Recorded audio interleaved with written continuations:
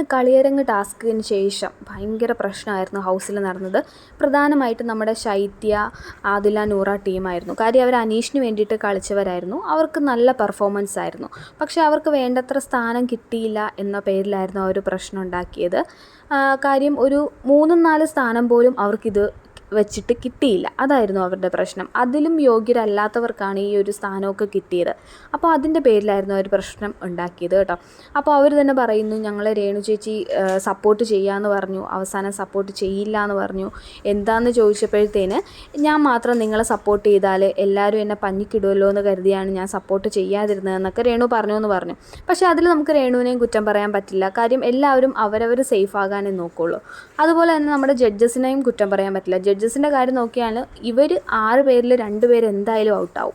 ഇവർ തന്നെ ഇവർക്ക് വേണ്ടി പെർഫോം ചെയ്തവരെ ജഡ്ജ് ചെയ്യുന്നു. അപ്പോൾ സ്വന്തം ടീമിനെ മാത്രമല്ലേ അവർക്ക് സപ്പോർട്ട് ചെയ്യാൻ പറ്റുള്ളൂ. സ്വന്തം ടീം മോശമായിട്ട് കളിച്ചാലും അവർക്കത് മോശമാണെന്ന് തുറന്ന് സമ്മതിക്കാൻ പറ്റില്ല. അങ്ങനൊരവസ്ഥയാണ്. അപ്പോൾ ഇതിൻ്റെ പേരിൽ ഭയങ്കര പ്രശ്നങ്ങളാണ് അവിടെ.